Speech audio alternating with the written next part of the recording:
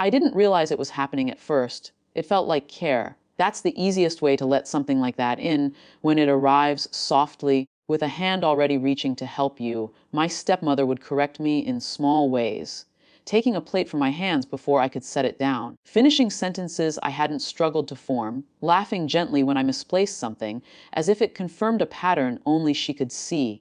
"You've always been a little absent-minded," she would say almost fondly. I didn't argue. It didn't feel serious enough to challenge. And every time I considered it, I'd second-guess myself. Maybe I had been distracted. Maybe I had missed something. But the corrections grew, not louder, just more public. At dinner, she'd answer questions directed at me. When relatives visited, she'd explain things on my behalf. At first, I thought it was habit. Then I started noticing how often she used the same words: overwhelmed, forgetful, needs help. I remember the first time it felt wrong in a way I couldn't dismiss. She told someone I couldn't manage basic errands alone. I had just come back from doing exactly that. I didn't confront her. Not then. I started writing things down instead. It wasn't strategic at first. It was a way to steady myself. If I could see what actually happened, maybe I wouldn't feel so off balance all the time. I kept notes on my phone, appointments I handled, conversations, small details that contradicted what she later claimed. It felt excessive, a little paranoid even. But it also felt like the only way to hold onto something solid. By the time things moved into something formal, evaluations, meetings, eventually the court, I already knew how the story sounded from the outside. Concerned stepmother, declining young adult, a household adjusting to quiet limitations. I also knew how little space there was to interrupt that version once it had been said out loud. The courtroom wasn't dramatic. That's what I remember most. It was smaller than I expected, quieter. Papers moved more than people did. Voices stayed measured. I sat there and listened to myself being described as if I weren't in the room. "She can barely dress herself," my stepmother said, her voice breaking at the edges in a way that sounded practiced, or maybe just repeated enough to feel natural. There was a pause after that. Not long, just enough for it to settle. I didn't react. I had learned not to. Every reaction I'd had before, confusion, frustration, had been folded into the same narrative. Proof, somehow, of instability. So I stayed still. Her lawyer continued, building on the same structure. Concern layered over concern, each statement reinforcing the last. It was coherent. That was the problem. It all fit together cleanly. When it was my turn, I didn't try to dismantle it emotionally. I knew better than that by then. I handed over what I had, not everything, just enough. Records of appointments I'd scheduled and attended alone. Messages confirming tasks I'd completed without assistance. Timestamps that placed me in places, doing things, at times that didn't align with what had been claimed.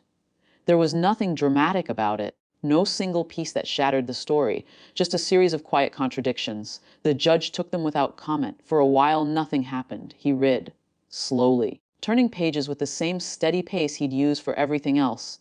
The room didn't shift immediately. It stayed in that neutral, procedural space where nothing feels decided. Then he stopped. It wasn't abrupt, just a pause that lasted a second longer than the others. He removed his glasses, setting them carefully on the desk, and looked up not at me, but at my stepmother. "You really thought no one would check?" His voice wasn't raised. It didn't need to be. Something changed in the room then.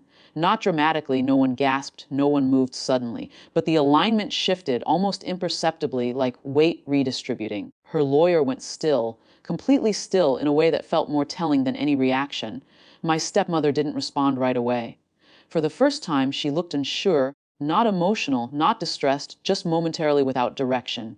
The judge didn't press further. He didn't need to. He referenced the discrepancies, the documented inconsistencies, the pattern they suggested.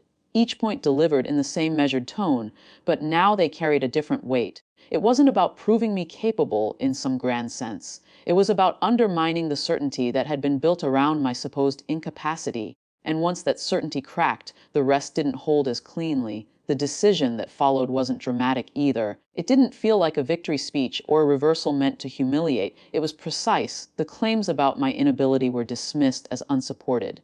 Further action, if any, would require independent verification. Not assumption, not narrative, verification. It was a small word, but it shifted everything. Afterward, no one said much. We left the courtroom the same way we had entered, quietly, without spectacle. My stepmother didn't look at me.